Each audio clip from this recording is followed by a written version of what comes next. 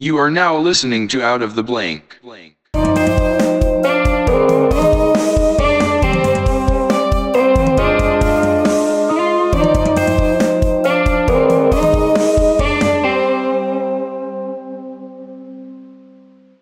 Here's another episode of Out of the Blank podcast with Brittany Mcternan. And how would you classify yourself, Brittany? Oh my gosh, classify? I don't even know. I mean, we're both drinking coffee, so we're obviously morning people. I would not say I'm a morning person at all. Why? You don't like the mornings? Oh gosh, no. I need to get through a full cup of coffee before I can deal with a lot of people. Tell me about it. You hear how I sound congested. It's that flu season. That weather's changing so fast with the polar vortex and everything going around. I don't even know what that is. Yeah, I don't either. I guess it gets cold, and then they found a cool name for it, Just like everything else. like a superhero movie. Yeah. Global warming is real. You know what I mean? Yeah. But what I wanted to talk to you about, so what do you do professionally? I know you work at a department store selling shoes. Yep, that's about it. Is that hard at all? I mean, you're dealing with the public. I always find that scenarios where you're more like encompassing the public, I guess more dealing with them. There seems to be a lot more problems that arise. Well, especially being a manager there, the manager specifically, we deal with the returns and everything, and a lot of customers do not like our return policy because, you can't return shoes if they're worn. And then you only have 60 days to do it, and if things don't go their way, they immediately, just retaliate at you instead of trying to communicate with you and trying to find a problem. So, if I put them on and take them home and have them for a couple days, I can't return them? It's not that. It's if you, wear them out on the street, scuff them up, get them dirty. If you want to take them home, wear them around your house, on the carpet, that's not a big deal. What happens if, I have, a little sibling that decides to do something to my shoes and then I can't bring them back? Well, I'm sure we could work something out. If But that's my part dog of it. pissed in You gotta communicate about in. it. Well, see, that's better than bowling alleys where they don't even spray your shoes half the time. You're using borrowed shoes and everything Yeah, like that's that. kind of gross. Now, do you have a closet full of shoes? I know not just because you're a woman. I'm not trying to be that stereotypical, but No, yeah. at the same time, you have a closet full of shoes. Absolutely. I feel like that'd be the same thing if I worked at Under Armour or something. I'd have nothing but Under Armour clothing, so you could probably get a huge discount and everything. I mean, Yeah. already they already have pretty big discounts, so it's you're bringing home a little bit off that too. So it's you probably have a closet full or just wardrobe full of shoes. Yeah, before I worked at the shoe store, I worked at a coffee shop, and I was wearing shoes from Walmart. It wasn't top priority. But then I started making money there, and I'm just oh, look at that pair of Vans, or do I really need that pair of Nikes? And then it just started adding up, and now I've got I know way too many. My cousin, that's what he does for a hobby. He buys $300 pairs of shoes. He has shoe boxes, the normal size. He's got them stacked up in his closet where you open up the door, it's just stacked up to the ceiling. I'm not even joking. And he's proud of it, and he doesn't wear them. A lot of them aren't even in his size. I'm dude. Oh my gosh. I remember one time we went on this trip to Hawaii, and we each brought $400 to spend through the whole time we were there. He spent $300 something on shoes, 2 hours in the store picking out this main brand shoes, because Hawaii gets everything before this side does, this East Coast does. So they get all their clothes are newer, everything comes out there first and then hits us a couple months later. Right. So he picked up the newest shoes before it was it was here. And he ended up after 2 hours, and I'm I left him at the store. I went back to the hotel. I was dude, I'm not sitting in here anymore. You're wasting my vacation. And I see him walking back with the shoes. Everybody's making fun of him about spending $300 on shoes. He goes and returns them back, and he gets only half his money back. Wow. I'm dude, that must feel so bad. And I we would've make just fun of kept him for the them. rest of the trip. I mean, I remember walking through Las Vegas, and I spent $10 on one of those carnival games, and I won a giant pink stuffed teddy bear. It could have been any color I wanted, but I decided to choose the pink one. It was from Circus Circus. I don't know if you know what that is. It's a popular hotel / amusement park. They got a roller coaster on the second story of the hotel. Oh my gosh, that sounds so fun. It's nuts. They have this place called the Adventure Dome. It's a giant glass dome, and they have roller coasters in there, laser tag. All I did was laser tag. I'm not a big rides guy when it comes to carnival stuff, just mostly because roller coasters, heights. I can't do heights. Yeah, I've never But been on a roller if it's coaster. that one that spins around really, really fast on the ground. Yeah. I can do that 100%, 1,000 times. I can keep doing it over and over again. But if it starts going up in the air, I've never been on a loop-de-loop.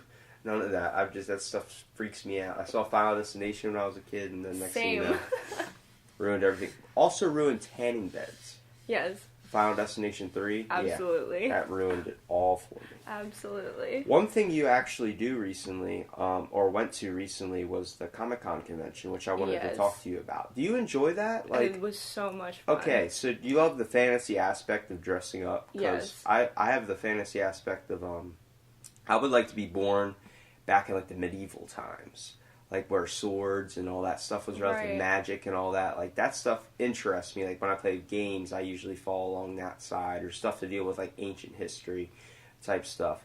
But, like, who'd you dress up for this Comic-Con? You dressed up as Harley Quinn, didn't you? Yep. Now, is that one of your favorite all-time? Absolutely. Now, so you like the fantasy aspect of it. Is it more like you can just be free or be someone that you're not? Is that what it is?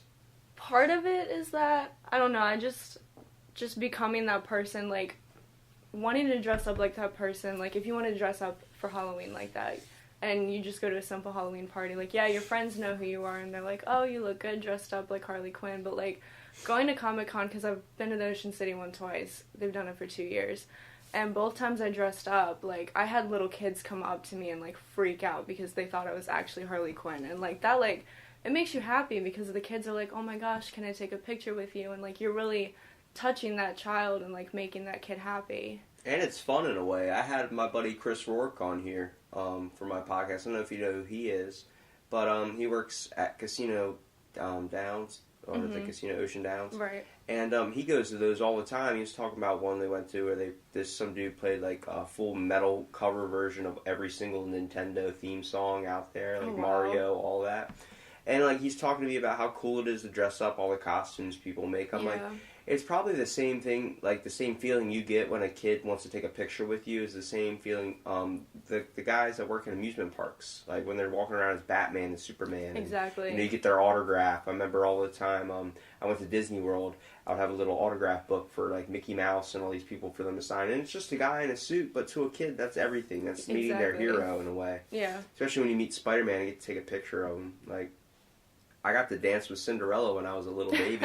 I don't even remember it. My dad's like, I got a photo of you. She just took you from my arms. You were like still like a little tiny baby. Just took you from my arms and started dancing in the middle of this parade. That's precious. I was like, yeah, see those people that go the extra mile. And then I'm pretty sure we've all seen the Facebook video of like Darth Vader and the Stormtroopers doing like all these dance moves and stuff. Like Will Smith. What is that one song?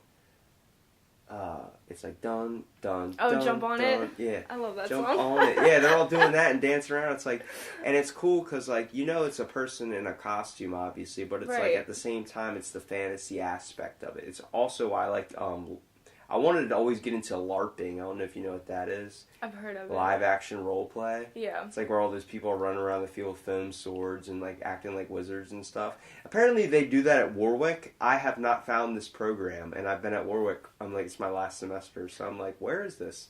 The guy that actually delivers our freight at the shoe store, our FedEx driver, he's actually into that stuff, and he's been talking to me about getting a group together, so I can get you information if you really want to do it. I want to be casting some spells.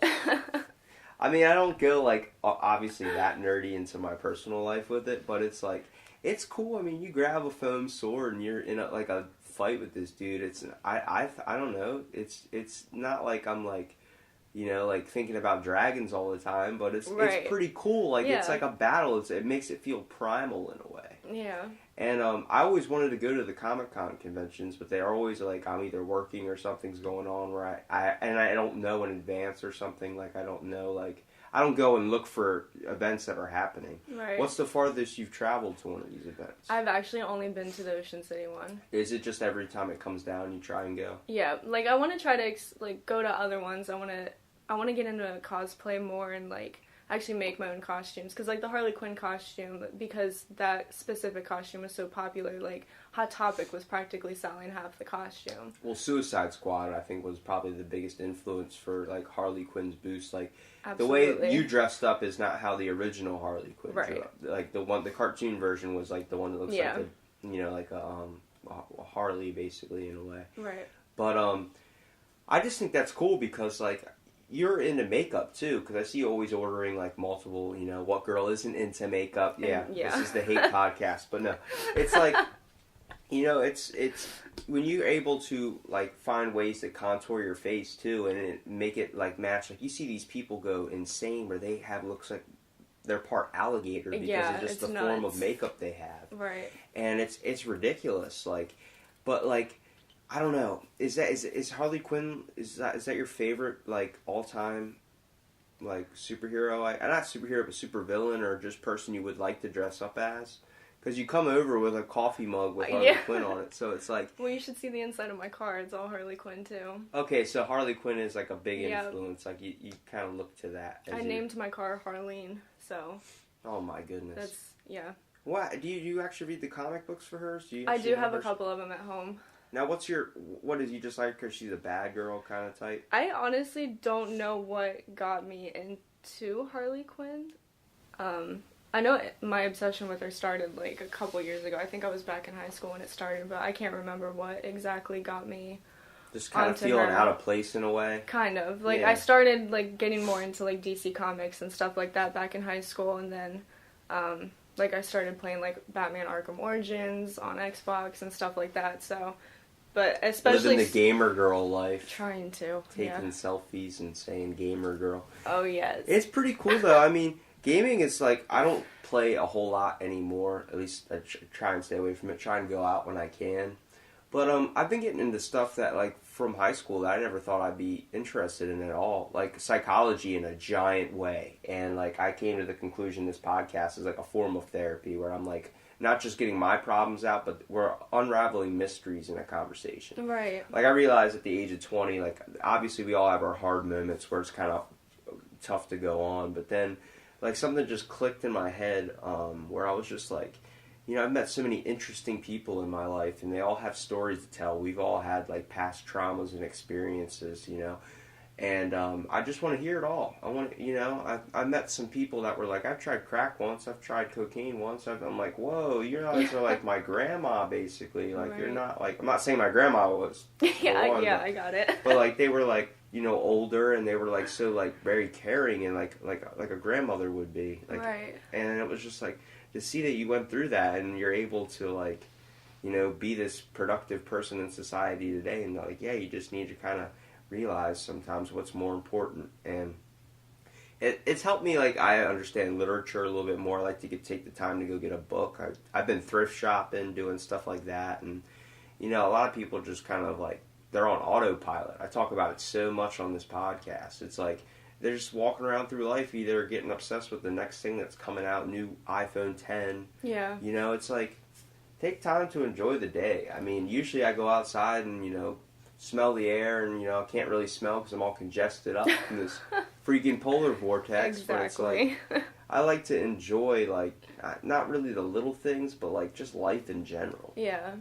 And not really worry about, like, what's bothering, like, just small stuff. I mean, stupid stuff that you just get over with anyway. It's like, we're all alive and, moving around and stuff, and being able to find a hobby or passion that you're able to pursue. I mean, work sucks. Like, absolutely. It doesn't matter really where you work. I mean, if you love your job, good for you. But after a while, you can't tell me that a day off isn't nice. Exactly. And, like, what we're saying with dealing with the public and stuff, like, when you're working with these shoes and you're selling shoes, dealing with returns and dealing with people, it's not easy because everyone's looking for something, you know what I mean? Everybody's looking for something they can get, like, for free, a discount or something. Like, I've done that to you, and I came in, can I get a discount on some shoes? But it's like, I don't mind paying it. It's just like, I wear the same crappy shoes. I wear whatever is cheapest just because, they're just on my feet. I don't think of it in that manner. But like you were saying, once you start working somewhere like that, if I worked at Under Armour, I'd be wanting to keep all the top brands and go to that. Like, I used to get my clothes at thrift stores, and now I'm getting them at, like, Ross or something where they're, like, kind of still cheaper. But it's like, I'm kind of more worried about looks in a way. But I'm like, I try not to gleam on it. I just like feeling what's comfortable. But obviously, like, when I look at my closet this morning and it's, like, all out of date, like, Five Below shirts, like the Punisher, and like all these comic book shirts. Yeah. I'm like, that's like the big trend right now is comics and everything. And I feel like you're gonna probably see a lot more people at Comic-Con. Yeah. Just dealing with the fact that like how big superhero movies are, you know, Stan Lee passing too. It's like, you know, I just saw Incredibles 2's on Netflix. Really? It's like a 2.5 hour movie. Oh, I've gosh. seen it 9 times, I think. 9 times? It took me like what? It took what? 15 years for them to make another one. Yeah. It's like for real. Like I'm gonna watch the crap out of it. That and Hotel Transylvania. I love the third those. one's on Netflix. I haven't was seen the watching third. that one. Those childhood movies, and it's like Dark Knight's on Netflix. All these like superhero. Everything just became all superheroes and stuff. So who's your all-time favorite out of any single comic book? Could be DC. Let's go DC first. I'd have to stick with Harley. Harley Quinn? Yep. And what about Marvel? I'm honestly not a big Marvel fan, but I've been expanding my horizons. Like, Why is that? I don't know. I never really got turned on to it, but like I just this past year I got into Deadpool. I watched Deadpool 1 and 2. I absolutely loved it. It's basically the opposite of Harley, in a way. I Like, was completely obsessed with it. By opposite, I mean from female to male. Yeah. Yeah, because they're literally exactly the same crazy personality and stuff. Plus Ryan Reynolds, who doesn't like that guy. Yeah, exactly. Exactly. See, a lot of people gave him crap for the Green Lantern, even himself. Green Lantern's my all-time favorite superhero. Yeah. I don't know what it is. Everyone's like, well, he's just got a ring. I'm like, who cares? And Who cares? That new movie that's coming out, Shazam, I'm excited to see that because that's my second favorite superhero is Shazam, and a lot of people don't know who he is. I'm like, it's a kid in a freaking adult body, basically. Right. I'm like, you can't go wrong. Like he's, you know, they got held up at a liquor store in the trailer, and he's walking out of the thing with diet soda. He could have stole beer or anything. It's like, nah. Like that stuff. I like the whole like the joke around aspect. Like I'm not. When it comes to Marvel, I think my favorite would be. That's a tough one because I'm not super into the Marvel universe. I like watching the movies, but I don't know. I guess Thor in a way. Yeah. I like Thor. I mean, I used to like Captain America, but I don't know. There's just with the Avengers and all those movies that keep Guardians of the Galaxy and all that stuff, they keep adding stuff and changing it up. It's like freaking out. Doctor Strange is pretty cool. I used to never want to watch that movie because the first 20 minutes is like you want to kill yourself because it's like oh jeez. It's the worst. It's the slowest 20 minutes. It's like Bird Box. You ever seen Bird Box? I love Bird Box. The first 10 minutes was the best part, and the rest of it was complete crap. They could have cut the rest of the movie out. I can see that. As soon as the sister got hit by the garbage truck, that was the only rest of the good parts, and the rest were like, alright, this is just getting boring and tedious. That movie had me stressed. How did it have you stressed? Because of the monsters? Yeah, because I didn't understand that aspect of it at all. I was trying to figure it out too, but I think, because I watched it with my boyfriend, and he was just like, I don't understand, like, they should have at least showed the monster, and I was like, well, I kind of get why they didn't, because the monster's supposed to represent, like, your specific biggest fear. So, like, but it's still, I don't know. Well, every time they saw, like, some monster or something, they ended up hurting themselves or killing themselves. It was, like, a weird movie to think about. Yeah, that was kind of weird. I think, see, it's hard to understand, like, when it comes to, like, everything that gets produced now, like, just following the lines of superheroes. Obviously, it's a trend, but it's, like, what's the deeper meaning behind it? You know what I mean? Like, with superhero movies, like, is it because everyone's looking to be somebody else? Like, is that why we're so fascinated with superheroes? And it's, like, you're starting to notice a lot of stuff's, like, you couldn't play a movie like Tropic Thunder, the dude that Robert Downey Jr. when he did blackface. You couldn't do that now. Mm-hmm. There's no way, like, in society's way and standards now, we're way too sensitive. Absolutely. It would be, I mean, anything can be taken out of context, but that type of stuff, like, would not happen at all. Mm-hmm. So, I mean, it's just weird to think about, like, I don't know, like, if you go to Comic-Con, how long down the road until people are seeing that as something that's, you know, weird, like, kind of freaky. Like, we think about, I interviewed this one spiritualistic woman that, like, she believes in the 4 elements, all coming into harmony in one, not really believing in Christianity as much. And she has, like, a wand, and, like, I say it, and then you kind of, like, think of it like it's, like, a joke, kind of. But she does meditation and stuff, lights candles, and does ceremonies, and, like, she's, like, a Wiccan type. Right. And like people look at that and laugh at it because Exactly. it's not society standards, I guess you would say. I mean, what makes, like when you deal with this is really what fascinates me, idea of psychopaths. Our definition of what defines a psychopath is based on a test criteria developed in 1940. And I actually just learned this in my advanced psychology class, which is why I'm bringing it up. I'm trying to sound smart. But it's like, it's the questions, it's how high you score on a sheet of like a certain amount of questions, like each one's worth a certain amount of points. So like it's 1 out of 5 or something. And it's like, that person can score highly on the psychopath test and be defined as a psychopath, but what's the intentions of them acting on that? Exactly. You know what I mean? Yeah. Obviously, like they were talking about using it in court cases, like in if someone's like to define someone's sentence, to define someone's like ability to go back in. I'm like, if we know anything about Charles Manson, like he didn't kill any of those people. Exactly. He convinced people to do it. Mm-hmm. Now, our definition of psychopath is anybody that wants to cause harm unto another individual or cause harm to themselves. Now, it also gets kind of sketchy with the lines of mental illness. Because mental illness ADHD is a mental illness. I don't think of it as an illness. I have it. I think of it more as a mental handicap. It's definitely not like it has its good parts and its bad parts. Mostly like if, in conversations I can run my mouth like a motor. And then like, in scenarios where I need to be sitting still and focused like in a classroom, it's really hard if I'm not interested in the subject. Right. Which definitely creates a bit of a conflict.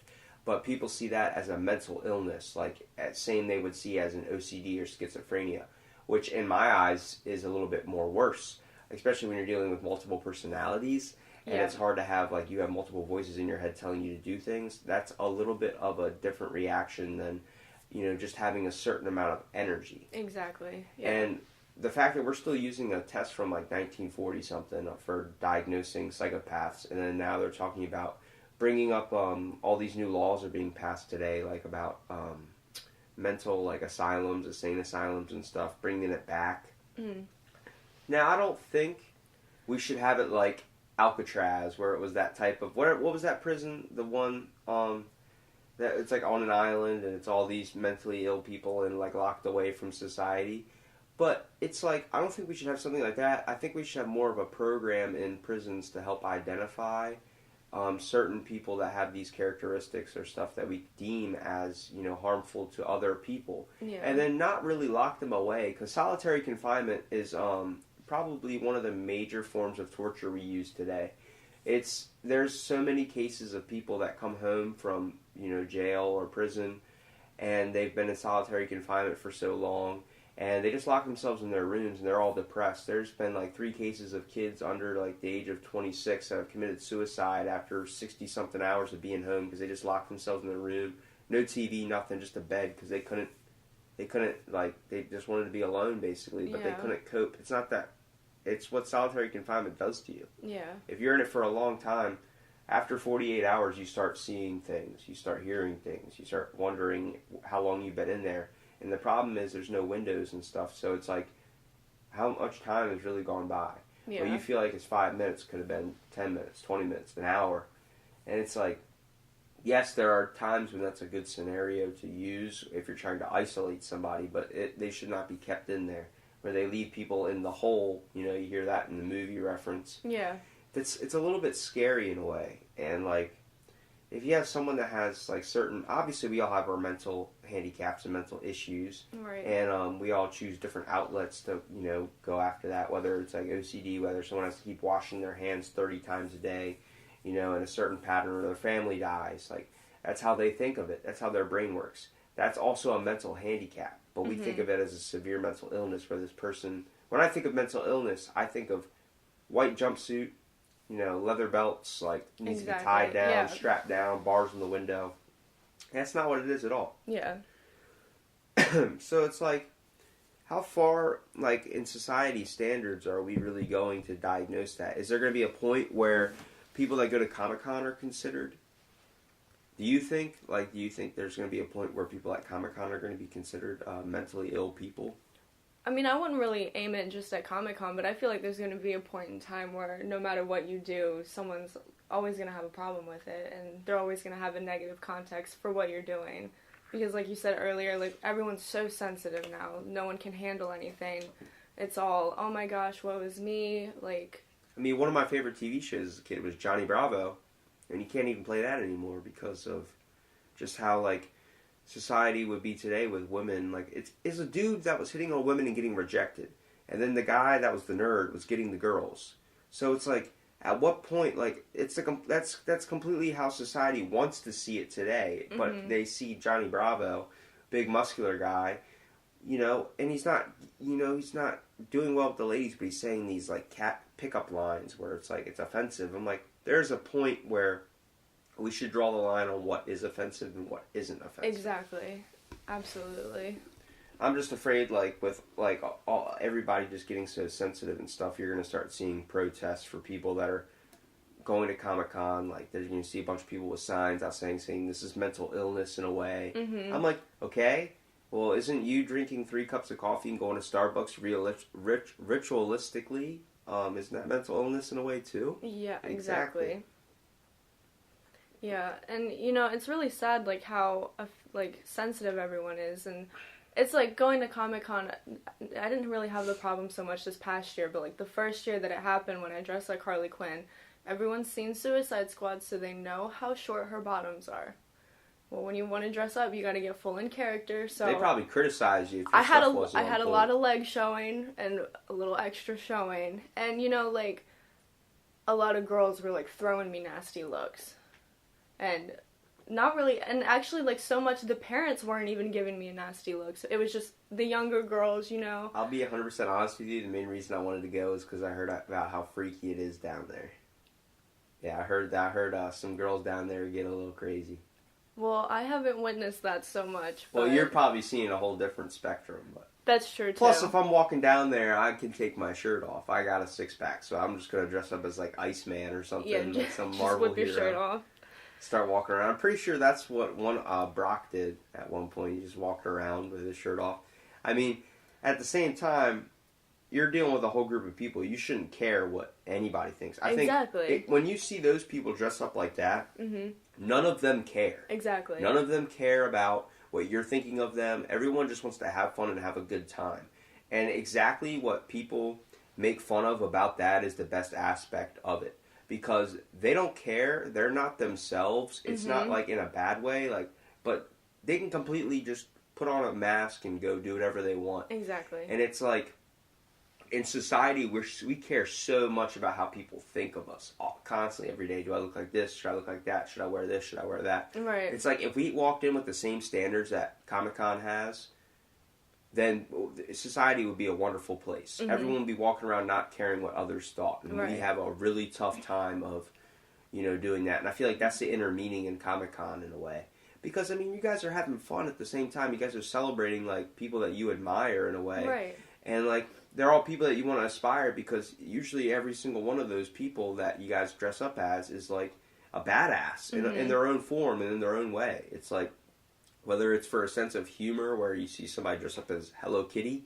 Right. Or you see, like, someone dressed up in a badass, like, Terminator or Transformer outfit, like, that moves around with moving parts and stuff. It's like, that person's taking the time and effort, and it's a form of creativity, and I love the creative aspect of it. Like, that's just beautiful. Yeah. And, it's like something I'm not, probably wouldn't ever go super far into, mostly because when it comes to creativeness, I'm only good at talking rather than, you know, designing a costume, stitching. I think one time I tried to sew something together and I sewed my finger to a shirt. Oh, that's good. Yeah. Not very good when it comes to precision in a way.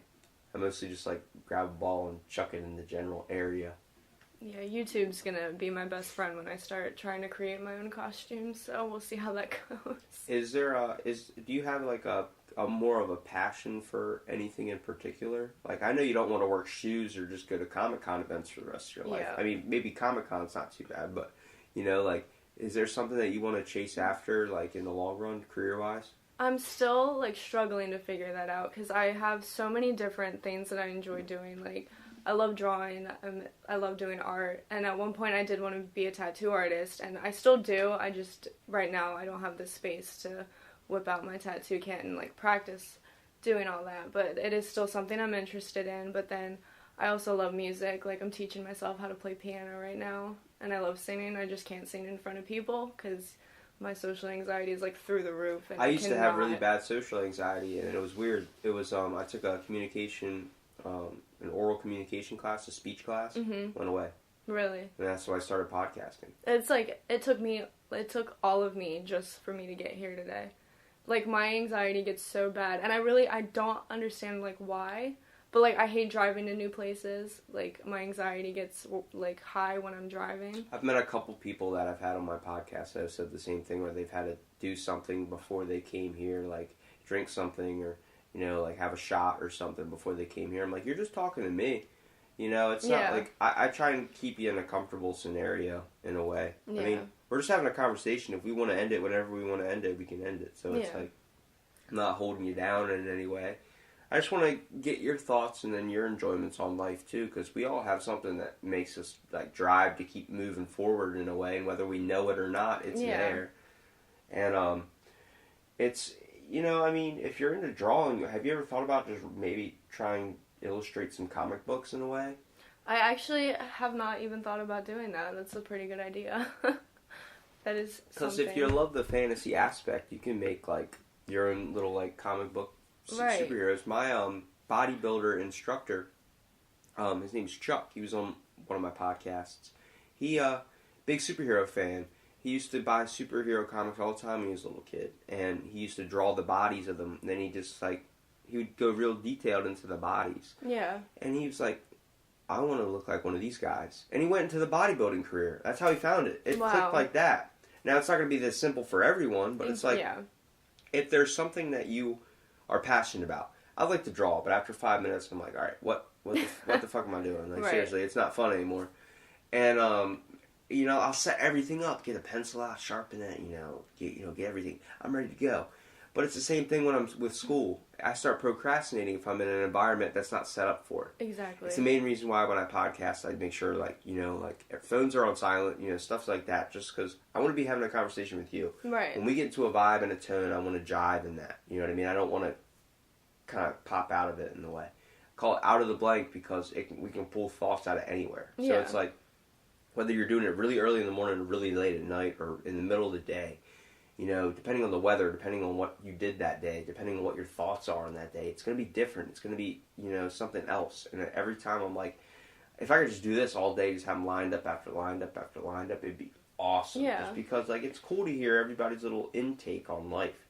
I mean, I'm a big nature guy. I've always been a nature guy. Like, it comes to camping, you know, stuff like that. And, you know, obviously I'm a fitness freak, you know that much about me. It's like, we've all pulled something away from our lives, whether it was helpful in a way or, you know, not helpful in a way. You know, I thought weightlifting and all that was my passion in a way. Right. I've kind of lost that in a sense. I think more of it because I was pulling emotional problems out of high school that I was dealing with still, you know, being made fun of and stuff. So I kind of found the outlet for that. Yeah.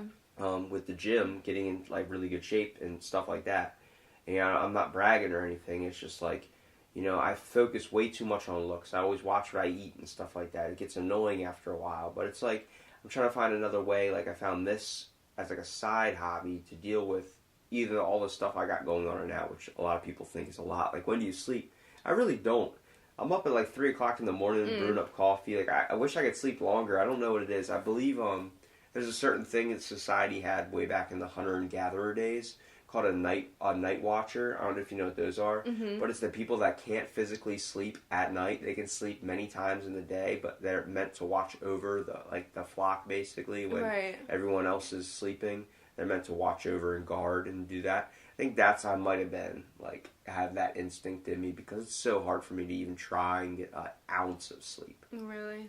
At night, it can be like haven't slept in 64 days or something like that. Oh my gosh! I'm like. Well, not, you know, exaggeration, but like 64 hours or something, and then I'll be like, I'll go, it's nighttime, I'll be like, I need to lie down. 10 minutes later, bam, if it's night, it won't work. But if it's like 1 o'clock or 2 o'clock p.m. or something, I can sleep till like 4 or 5. Like I can sleep for a good couple hours. I usually just get a couple hours here and there, and people are like, "That's not restful." I'm like, "Not my fault. You know, my body doesn't want to stay asleep for long. It wants to be out moving." Right. It's also ADHD in a way. I believe it's like, you know, you get energy. Like I'll be tired 1 minute, and then 5 minutes later, I'll have full energy again. Yeah, I'm like that too. But if I get slumped, like stuck in sweatpants mode and everything like that, it is so hard for me to be like, need to go out and do something. And then I eat something, I'm like, all right, I need to go out and like move around. Right. 'Cause I've been in the house all day. Mhm. Yeah, unfortunately, I fall into any time I have a day off, and once I sit down and like pull out a laptop, like I'm done. Like it's a Netflix and chill kind of day. We're done. Those are the best kind of days, though, man. You just binge watch a show, Supernatural or something on Netflix that has like 45-minute episodes, and there's like 20 episodes a season, and there's like 15 seasons. You're like, all right, I'm going to be here for a while. Exactly. Well, when you do it every time you have a day off, it's kind of not good, so. I mean, it depends on how many days you got off. That's true. That's true. And you work a lot, too, so. Yeah. I mean, everybody works. I don't mean to give you all the credit, but no. Like I said, I mean, it's all about finding your outlet, and you got to find what really makes you happy in a way. I mean, a lot of people don't, you know, a lot of people find that, like, their passion for something is chased after some type of trauma they had in a way. I thought, you know, I'm starting to get into psychology a lot more. I thought I might want to be a therapist in a way, because I always wanted to help kids that went through the same situation I had in high school, where I was picked on for, you know, being overweight and stuff. I wanted to help kids in that way, be a guidance counselor, but I want to be able to work in my own parameters. And I've taken a couple not therapy classes, but like, you know, school psychiatry classes. And to be a therapist is one of the most difficult things in the world to do, I think. It's constantly changing. It's like an HVAC trade. You're constantly learning. You constantly have ethics you have to abide by, whether someone can be, you know, I can't add you on Facebook if you're my patient. I can't do all this stuff. I can't be your friend. I can't be there, you know, have your phone number or anything like that. And that's like, it's understandable, but in a way it's like, really? Like, is that how far we've, like, kind of come where someone can't learn to get close with somebody? I know you're not supposed to have that relationship with somebody, but it's the same thing. If I was a guidance counselor, I'd want to get close to the students. I'd want to know who they are. I'd want to take the extra time to go after, like, what are they interested in? They got a soccer game coming up, or their parents not going to be there, or their parents not around. I want to be at that soccer game. You know what I mean? That little effort starts creating a good influence, where it's like the pass it on effect, where you go to a drive-thru and someone pays it forward. It's like, it could stop there, or they can keep helping out others. Right. So it's like, whatever ripple effect you leave in this world is going to affect somebody else. So, you know, if it's going to be something, make it a good ripple. Don't make it a bad one. Don't be like an asshole and tear up the streets, because next thing you know, your street is going to be the one that's messed up. Exactly. I know I popped out that freaking fortune cookie wisdom. Oh my gosh. It's just, I like the whole aspect of, you know, helping people and talking to people in a way and getting the word out there. And, you know, it's fun in a way, because you understand people's new passionate hobbies and stuff, and it's like, it's interesting, you know. We have something all that makes us peculiar in a way, you know, freaky, or, you know, just weird. And the fact that society has these standards where that's making people scared to express that is a little ridiculous. Yeah. And I hope it doesn't get worse, but it eventually looks like it's concluding down to it. Yep, unfortunately. But I guess, I mean, hopefully we'll learn with all this new technology and stuff going out. Elon Musk sending people to Mars, so hopefully they send the idiots, and then we can have a lot of the normal people down here. You can only hope. So one thing I've always wanted to do was travel to China. Really? And try living like a monk for a little while. I don't think I could do it. Because you gotta be quiet. Yeah. I can't do that. No. Can't shave my head either. Maybe. But I like the robe aspect. That's cool. You should just buy one and just practice around the house and see if you can do it. Well, see, it's like a lot we're saying about with society and stuff. That one monk that lit himself on fire, that's the Rage Against the Machine cover album, in the middle of a protest, just lit himself on fire. That album artwork is real. That's a real moment that actually happened. Right. And it's like, the fact that someone could do that and cause that much pain to themselves to show society, how far they've come, and how, that's ridiculous. Yeah. The extent that people are willing to go to try and open up the eyes of this world. And it's a lot, I feel like I found inner light in a way, like inner meaning, kind of like enlightenment, even though I didn't, sit 10,000 years in a box for, like most religions do. Yeah. Like in India, there was a thing to reach enlightenment, you couldn't eat for, I think, like 4 years or something, and then you had to do. Yeah, it was bad. And then, like, it's just crazy stuff like that. And, like, Gandhi, obviously, with his protest movements and stuff like that, it's like, what's your definition of enlightenment? Like, does it have to be this guy's definition of enlightenment? Who's to say God's not a person sitting on Mars with VR goggles or something, just messing around, simming the world? Like, yeah. You know what I mean? Like, sitting in his boxers wearing Crocs. Like, right. Who's to say that's not God? You know what I mean? But it's like, it's all how our mind perceives things in a way. And that's where I said I like the creative aspect, because, we created religion, we created all these things. Everything we follow by is created by us. So it's like, we like to think it comes from a higher power. It doesn't, though. But isn't that what we're all kind of searching for, is a higher power? We're always looking for something bigger and better, newer and faster. It's like, right. It's crazy to think about how quickly we're progressing. In a way, I want us to slow down just to take the time to enjoy the world we're on. But, like dinosaurs and all that, there was things before the dinosaurs. They weren't the first reptiles. There was another, basically, planet that clashed into this planet, and for 1.5 million years it rang. This earth rang. There's a constant ringing noise for 1.5 million years. Oh my gosh. Now imagine those people that were, if there were anybody around, that were probably like, what the fuck? Exactly. Like, it's like a constant humming. It's like your refrigerator. Do you end up getting used to it? Like, you just know the humming's there? Yeah. But I know I went weird with that topic, but it was like, that's the best part about these podcasts. Yes. You just get kind of random and insane. This one didn't really have, like a set meaning for it. It was more like just a good kind of quick conversation type deal. You definitely caught me off guard. I was like, wait, why does he want me on here? I have nothing exciting going on. You don't have to have something exciting going on. It's just I want to get to, like, let people know, like, if you got any influences you want to tell. Like, were you influenced heavily on comic books as a kid, or no? No, That was just something you just randomly developed. So, like, when it comes to your artistic passion and stuff like that, does that come from anything in your family? Like, anybody that is an artist or reader or writer? Because I've interviewed someone where he's a radio talk show host, and his dad is a writer but can't talk.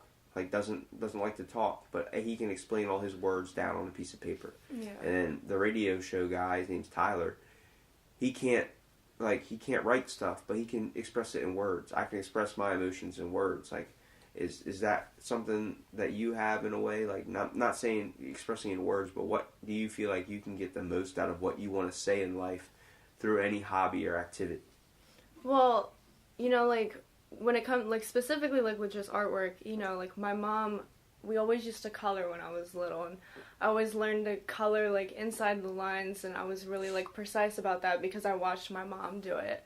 And the daycare that my mom used to work at, she used to paint these little characters on the windows, and I would watch her do that. And the more that time went on, I was just kind of like, I want to do that. And I would take, like, art classes in school and everything like that, and eventually, like, it just kept building and building, and I realized that I actually had a talent that I wanted to continue growing. The thing with me, though, I don't know, like, I have a really hard time just trying to create something and putting it down on a drawing. Like, I can take a portrait of someone and draw it. Like, I don't know if you've seen the portrait of Axl Rose that I did a couple years ago. Yeah. Like, I can do that perfectly, but I cannot sit with a piece of paper in front of me and just come up with something and do it.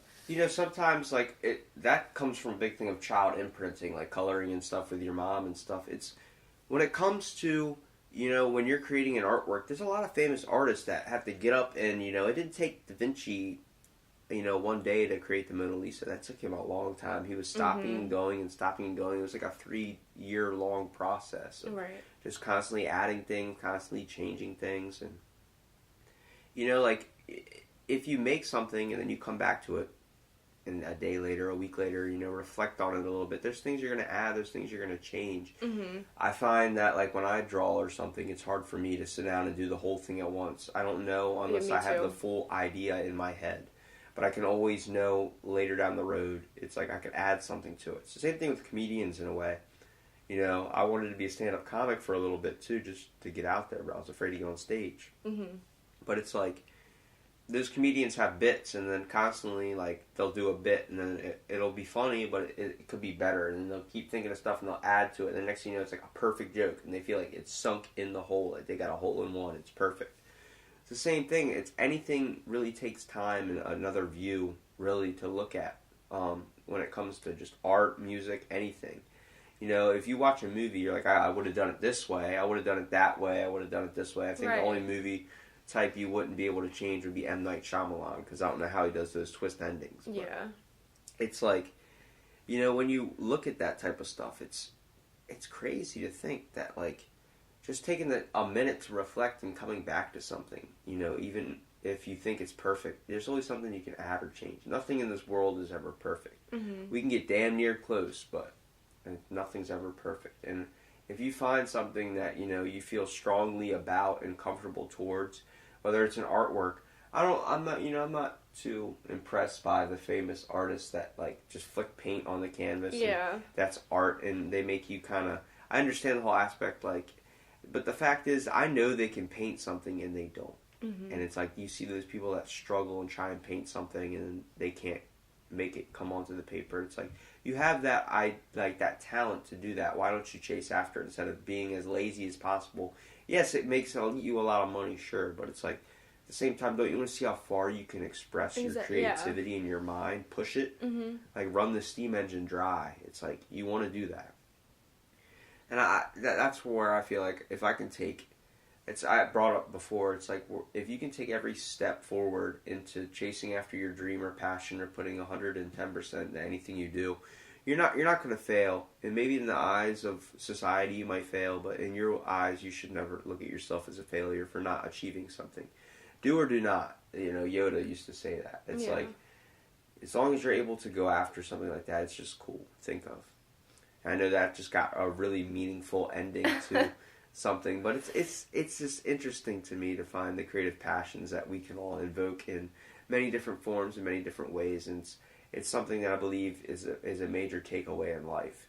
You know, you don't want to, whether we're here today or not here tomorrow, it's like you want to take the time to enjoy every single aspect of it, the little worm that's crawling on the ground and the little fly that's in the air. Yeah, it's going to piss you off at times when he's flying around your head, but at the same time, it's like, you know, find the aspect of life really that brings you peace and harmony. Right. Well, thank you for being on the podcast. I'm hopefully that wasn't as bad, you know, for you. No, actually, I'm good. Thank you for having me. You got some mental clarity, a little bit of fortune cookie wisdom from Robbie. Hopefully, sorry about, like I said, being sick a little bit with the congestion and stuff. You're fine. I think everyone's going through a little Pain, bit of it. freaking polar vortex can suck an ice pop. But no, I appreciate you coming down and taking the time out of your morning, especially waking you up. I was bugging you too to come down here, but I appreciate you coming on to the podcast and hopefully have you on again soon.